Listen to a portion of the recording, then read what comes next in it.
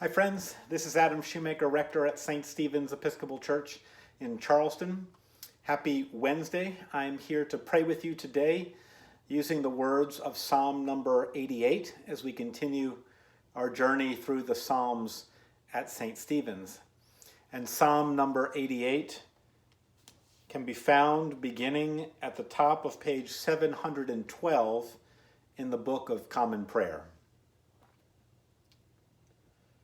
O Lord, my God, my Savior, by day and night I cry to you.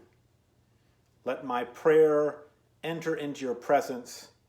Incline your ear to my lamentation. For I am full of trouble.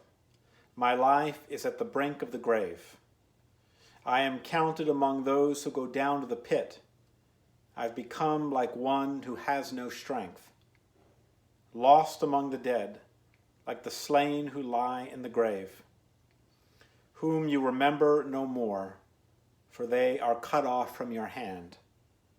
You have laid me in the depths of the pit, in dark places, and in the abyss.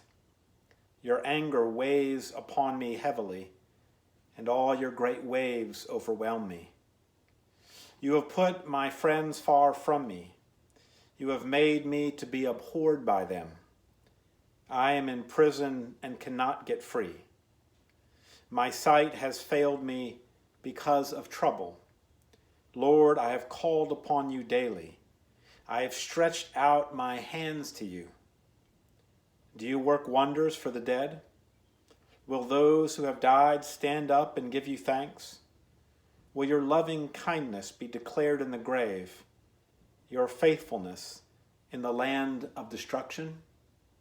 Will your wonders be known in the dark, or your righteousness in the country where all is forgotten? But as for me, O Lord, I cry to you for help. In the morning my prayer comes before you. Lord, why have you rejected me? Why have you hidden your face from me? Ever since my youth I have been wretched and at the point of death. I have borne your terrors with a troubled mind. Your blazing anger has swept over me. Your terrors have destroyed me. They surrounded me all day long like a flood. They encompass me on every side. My friend and my neighbor you have put away from me, and darkness is my only companion. Psalm number 88. A dark psalm that lifts up the kind of lamentation that feels awfully fitting for me, given how troubling this year of 2020 has been on so many fronts. And yet I'm struck by the question lifted up in the 13th verse of this psalm that asks of God, will your wonders be known in the dark? Will your wonders be known in the dark?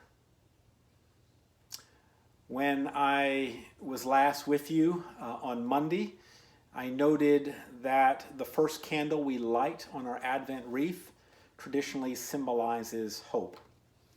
And the Bible teaches us that faith is the assurance of things hoped for, the conviction of things not seen. And in this season of Advent, we are invited to hope even if we find ourselves fumbling in the dark, to trust in the light of Christ that is breaking into this world even now, perhaps in ways that are not always easy to see and understand, but to trust that God is entering into the world, into the real world with all of its challenges and struggles, which the Christmas story reminds us, that the birth of Christ happened amid a world enshrouded in so many ways with darkness, and yet into that darkness, the light of Christ, the light and love of God shined to help to illuminate our paths. May we trust that God's wonders may indeed be known in the dark, and hold on to that as we continue to move through this Advent season. May we make time in this season of preparation for prayer, for silence, to be still and listen for the voice of God, to assure us that God's light is indeed breaking into this world. Deacon Greg will be with you tomorrow to pray using Psalm number 89.